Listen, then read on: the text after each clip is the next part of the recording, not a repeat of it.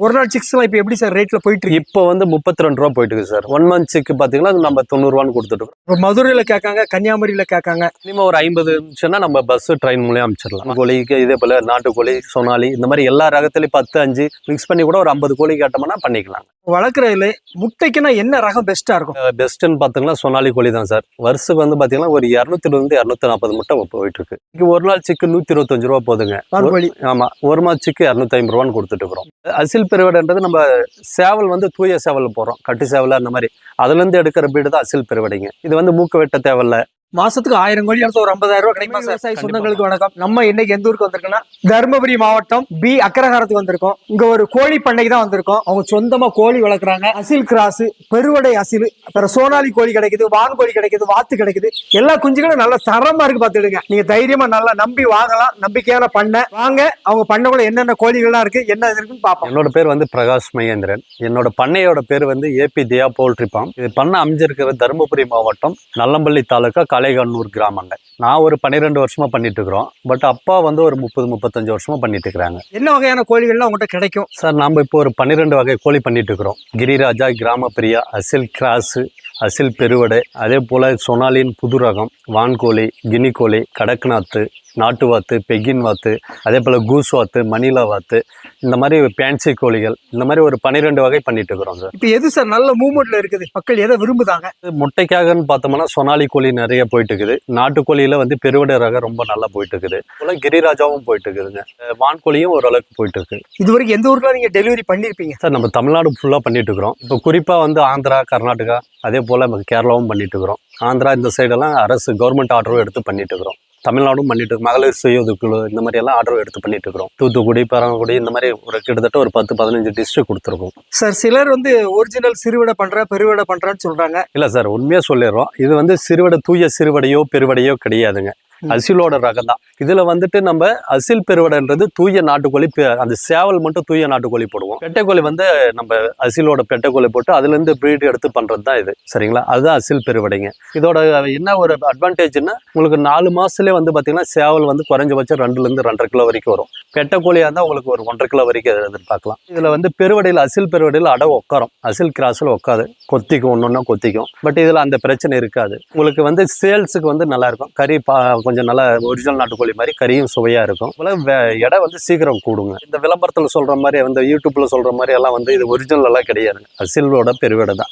Open பிளேஸ்ல வளர்த்தா எப்படி சார் இருக்கும்? இப்போ ஒரு 10 சென்ட் 5 சென்ட் இடம் இருக்குன்னா ஒரு 100 கோழி எடுத்து பினிஷிங் போட்டு பாரு, நம்ம பார்த்துருப்போம். அந்த மாதிரி பினிஷிங் போட்டு ஓப்பன் பிளேஸ்ல கூட வளர்க்கலாம். தூய பெருவடை எப்படி இருக்கோ அந்த மாதிரி எட்டப்புறம் காலெல்லாம் மஞ்சள் கலர்ல, கையெல்லாம் மஞ்சள் கலர்ல உங்களுக்கு வந்து நல்லா விசிறிவால் டைப் நல்ல நீளமா. கிலோ வந்து மார்க்கெட்ல வந்து 350 ரூபா போகுது. 350 400 வரைக்கும் போகுதுங்க. இதே கோழி வந்துட்டு நம்ம மேய்ச்சல்ல கொண்டு போனோமா ஒரிஜினல் நாட்டுக்கோழி மாதிரி தான் இருக்கும். நீங்க வித்தியாசமே கண்டுபிடிக்க முடியாது சார். பெரிய கோழிகளை எப்படி கொடுத்துட்டு இருக்கீங்க? இப்ப நாம பெரிய கோழி, வளர்ந்த கோழி வந்து கிலோ கணக்கு தான் சார் கொடுத்துட்டு இருக்கிறோம். கிலோ வந்து 250 இருந்து 320 ரூபா வரையும் பண்ணிட்டு இருக்கிறோம். அந்த 250 அந்த மார்க்கெட் பிரைஸ் எப்படி இருக்கு, கொஞ்சம் டவுனா இருக்கும்போது 250 வரைக்கும் வரும். அதிகபட்சம் ஒரு 320 வரையும் போவாங்க. அதுக்கு மேல நம்ம டெலிவரி சார்ஜ் 10-20 வச்சு கொடுத்துட்டு இருக்கிறோங்க.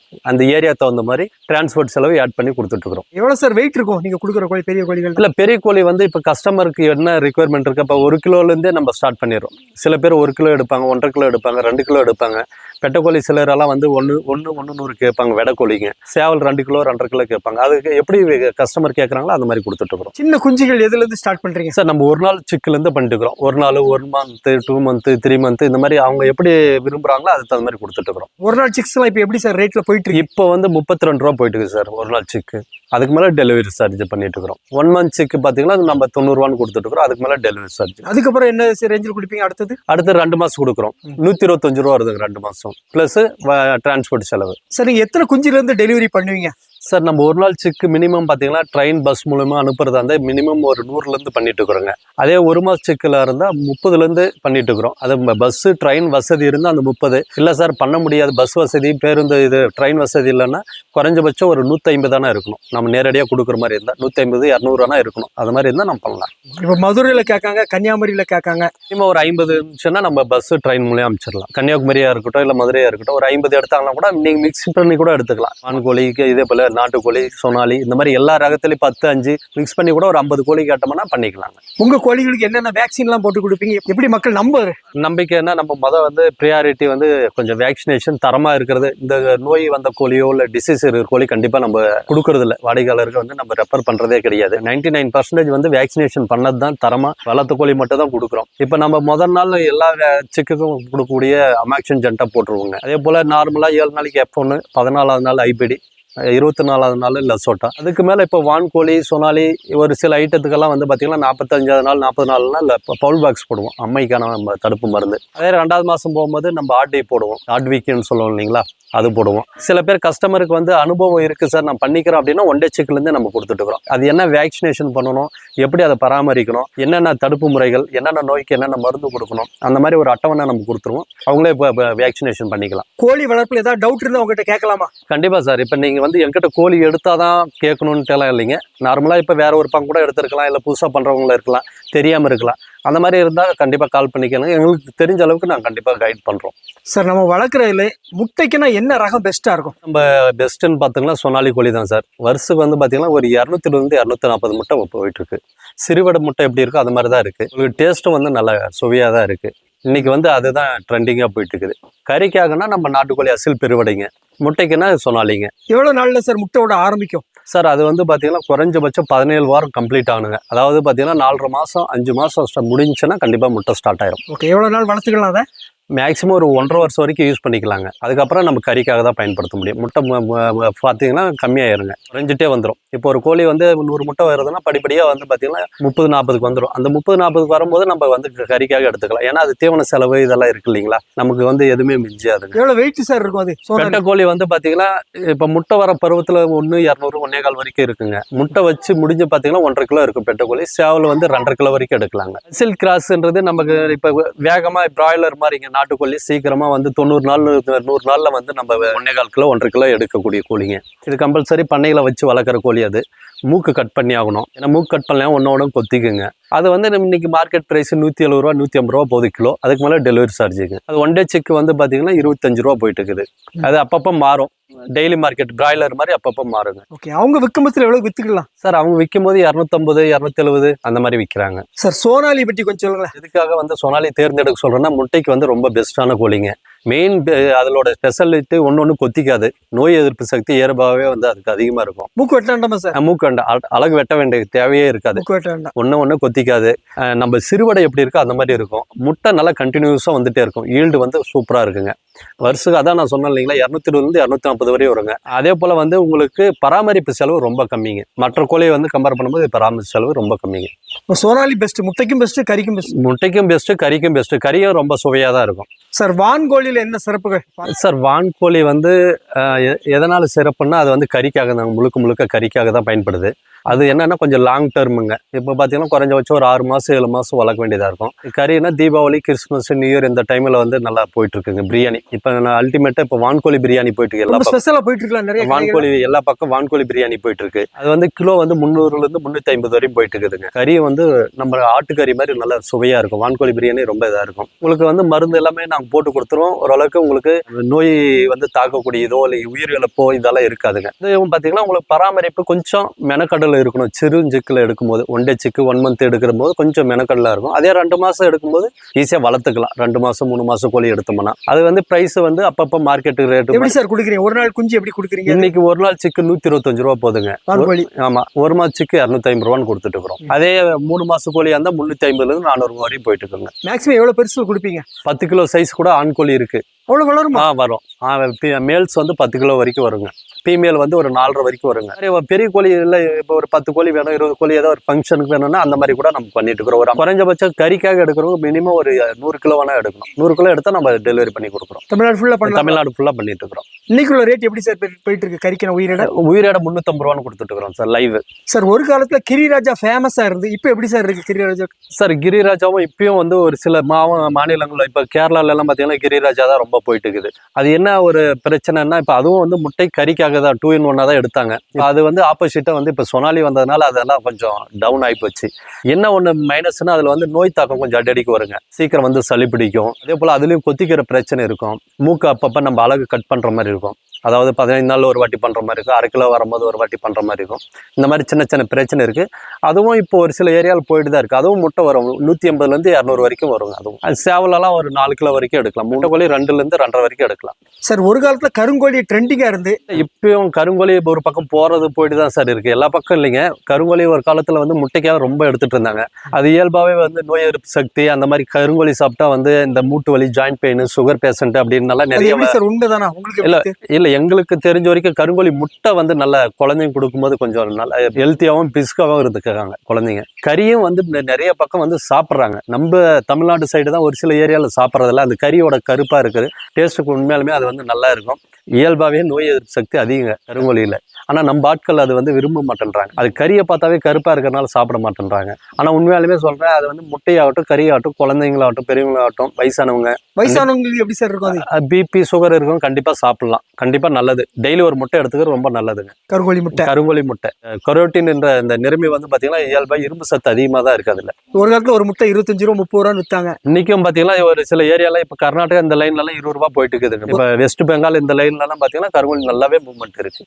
ஒன்டே சிக்கிலேருந்து போயிட்டு தான் இருக்குது. வேற என்னெல்லாம் பண்றீங்க சார் நீங்க? அடுத்ததான் நம்ம வாத்து பண்ணிட்டு இருக்கோம். வாத்துன்னா 2 வகை இருக்குது. நாட்டு வாத்து இருக்குது, வெள்ளை வாத்துன்னு சொல்லக்கூடிய பெக்கின் வாத்துங்க. ரெண்டுமே அந்த வாத்து ஐட்டம் எல்லாமே கறிக்காக தான். இப்போ நம்ம பெக்கின் வாத்துன்றது பிராய்லர் வாத்து. அது 45 நாளில் நம்ம 2 to 2.5 கிலோ வரைக்கும் எடுக்கலாம். அதே நாட்டு வாத்துன்றது உங்களுக்கு வந்து குறைஞ்சபட்சம் ஒரு 80 நாள் ஆகுங்க 1 கிலோ வர்றதுக்கு. எல்லாமே ரெண்டுமே கறிக்காக தான் போயிட்டு இருக்குது. நம்ம தமிழ்நாட்டிலையும் போயிட்டு இருக்குது. எப்படி நீங்க சேல்ஸ் பண்றீங்க? குஞ்சில எப்படி கொடுப்பீங்க? சார் நம்ம ஒன்டே சிக்கிலேருந்து கொடுத்துட்டு இருக்கிறோம். எப்படி சார் ரேட்டு? இப்போ நாட்டு வாத்து குஞ்சு இன்னைக்கு ஒன்டே பார்த்தீங்கன்னா 27லேருந்து 30 வரையும் போயிட்டு இருக்குது. அதே ஒயிட் பெக்கின் 50லேருந்து 65 வரையும் போயிட்டு இருக்குதுங்க. அதே ஒரு மாத சிக்கு நம்ம போடும்போது 80 ரூபான்னு கொடுத்துட்டு இருக்கிறோம் நாட்டு வாத்து குஞ்சு. அதே பெக்கின் வந்து 110 ரூபான்னு கொடுக்குறோம். பெரிய வாத்துன்னா கிலோ கணக்குங்க. இப்போ நாட்டு வாத்து 200 ரூபான்னு கொடுக்குறோம். வெள்ளை வாத்து வந்து 220 ரூபான்னு கொடுத்துட்டு கிலோ. சார் நிறைய யூடியூப்ல கோழி வளர்ப்பு இத்தனை லட்சம் சம்பாதிக்கிறேன், இவ்வளவு சம்பாதிக்கிறேன்னு சொல்றாங்க. இப்போ ஒரு சிலரெல்லாம் வந்து நான் 1000 கோழி விட்டு வந்து 1 லட்சம் சம்பாரிச்சேன், 10 லட்சம் சம்பாரிச்சேன்றதெல்லாம் சொல்றாங்க. அதெல்லாம் உண்மை இல்லைங்க சார். இப்போ நம்ம சொனாலி வந்து ஒரு எக்ஸாம்பிளுக்கு நான் சொல்றேன். சொனாலி கோழி இப்போ ஒரு 1000 பெட்டை கோழி எடுக்கணும்னு வச்சுக்கோங்க. 1000 பெட்டை கோழிக்கு நம்ம குறைஞ்சபட்சம் ஒரு 650லேருந்து ஒரு 700 முட்டை வருதுன்னு வச்சுக்கோங்க. ஒரு 7000 ரூபாயிலேருந்து ஒரு 8000 ரூபாய் வரைக்கும் வருமானம் வரும். 10 ரூபான்னு கணக்கு பண்ணிக்கோங்க. 7000 ரூபாய் ஆகி போயிடுச்சுங்க. இது தீவன செலவு, நம்ம மருந்து, இது எல்லாம் வந்து பார்த்தீங்கன்னா ஒரு நாளைக்கு குறைஞ்சபட்சம் உங்களுக்கு ஒரு 5000 ரூபாயிலேருந்து 5500 ரூபா போகுங்க. ஏன்னா ஒரு நாளைக்கு வந்து ஒரு கோழிக்கு 80லேருந்து 120 கிராம் கொடுக்கணும். அங்கேயே நமக்கு கணக்கு பார்த்தீங்கன்னா ஒரு 50 கிலோ பேக், ஒரு பேக் 2 பேக் காலி ஆகும். ஒரு மூட்டை வந்து பார்த்தீங்கன்னா 1800 ரூபாங்க. அதிலே 3600லேருந்து 4000 ரூபாய் போயிடுச்சுங்க. அதுக்கு மேலே நம்ம செலவு, மருந்து செலவு, டானிக் செலவு, நம்ம ஒரு பண்ணையாளர் வந்து பார்த்தீங்கன்னா யாருன்னா வேலைக்கு வச்சுருந்தா அவங்களுக்கு செலவு, நம்ம போக்குவரத்து செலவு எல்லாமே ஒரு 1000 ரூபா கூடனாலே குறைஞ்சபட்சம் ஒரு நாளைக்கு வந்து ஒரு 1000லேருந்து 1500 ரூபா சம்பாதிக்கலாம். அது இல்லை நம்ம ரெண்ட்டுக்கு எடுத்து பண்ணுறதா இருந்தால் இன்னும் கொஞ்சம் குறையுங்க.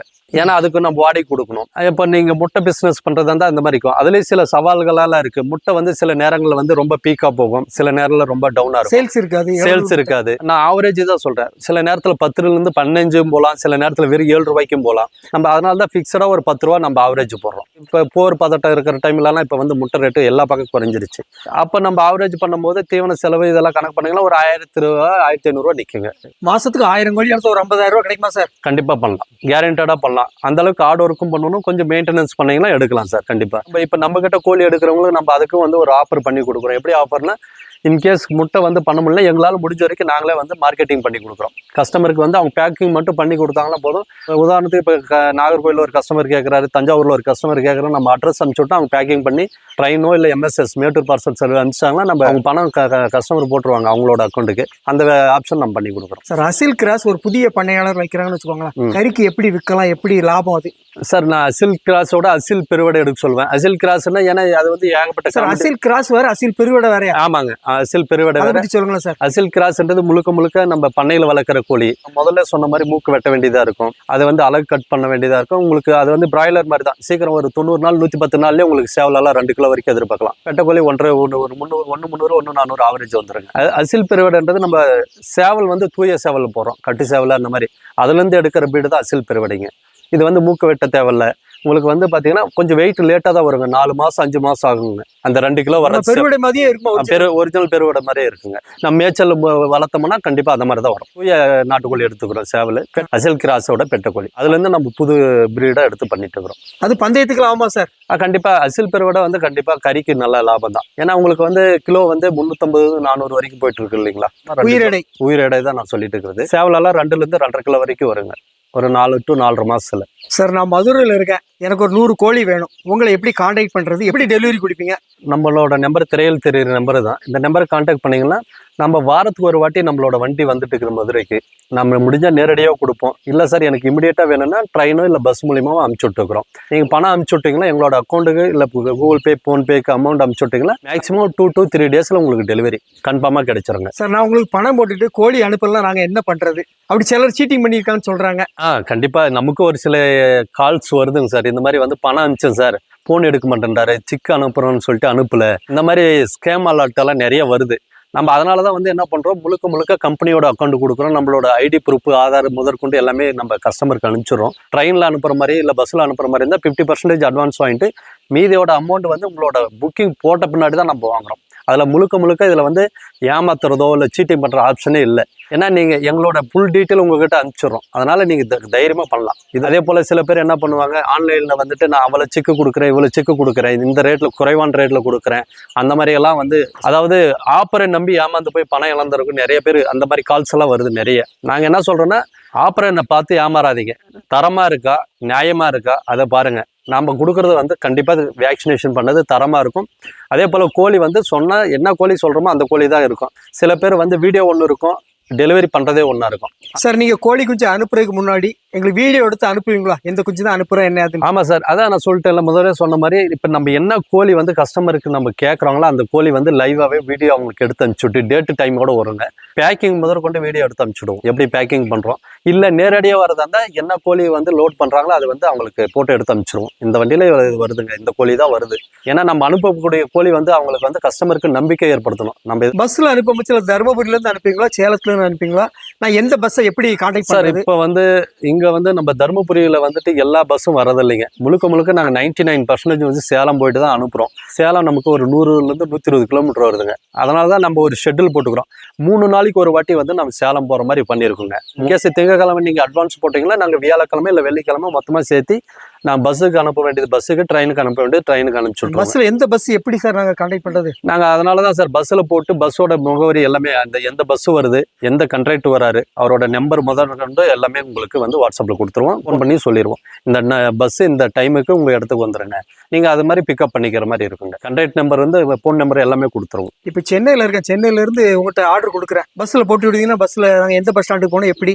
சார் மேக்ஸிமம் இப்போ சென்னையில் வந்து ஒரு உதாரணத்துக்கு இப்போ தாம்பரத்தில் எடுக்கிறாங்க இல்லை கூடுவாஞ்சேரி எடுக்கிறாங்கன்னா நான் சேலத்துலேருந்து புக்கிங் போடுறோன்னா பஸ்ஸோட டைமிங்ஸ் என்ன டைமிங்ஸ் வருது. ட்ரெயின் சில பேர் ட்ரெயினில் கேட்பாங்க. ட்ரெயின் வந்து 2 இடம் தான் போகும், எக்மோர் போகும் இல்லை சென்ட்ரலில் போகும். என்ன ட்ரெயினுங்க என்ன டைமுக்கு வரும் இது எல்லாமே நான் வாட்ஸ்அப்பில் போட்டுருவோங்க. அதுக்கு தகுந்த மாதிரி அவங்க போய் எடுத்துக்கிற மாதிரி இருக்கும்.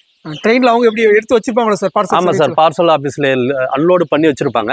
நம்ம பில்லை காமிச்சிட்டு நம்ம எடுத்துக்க வேண்டியதாங்க. உங்கள்கிட்ட கேஷ் எப்படி முழு கேஷையும் ஃபர்ஸ்ட்ல அடைக்கணுமா எப்படி சார் அது? இல்லை சார், நம்ம இப்போ அதான் முதல்ல சொன்ன மாதிரி பணம் வந்துட்டு எப்படி பண்ணுறோன்னா நம்ம அட்வான்ஸ் ஆர்டர் போடுறப்ப 50% அட்வான்ஸ் வாங்கிடுறாங்க. மீதி அமௌண்ட் வந்துட்டு நம்ம புக்கிங் போட்டு எல்லா டீட்டெயில் கொடுக்குறோம் பார்த்தீங்களா, பஸ்ஸில் போகிறதா இருந்தாலும் சரி இல்லை ட்ரெயினில் போகிறதா பில் அடிச்சுட்டு பின்னாடி நீங்கள் மீதி அமௌண்ட் கொடுக்குற மாதிரி இருக்குங்க. ஏற்றுறதுக்கு முன்னாடி மீதி? ஆமாம், மீதி அமௌண்ட் கம்பல்சரி கொடுத்தாகணுங்க. எல்லா டீட்டெயில் நாங்கள் ஏன்னா லைவாக நான் உங்களுக்கு வீடியோ இருந்து ஃபோட்டோலேருந்து அனுப்பிச்சிடுறோம்.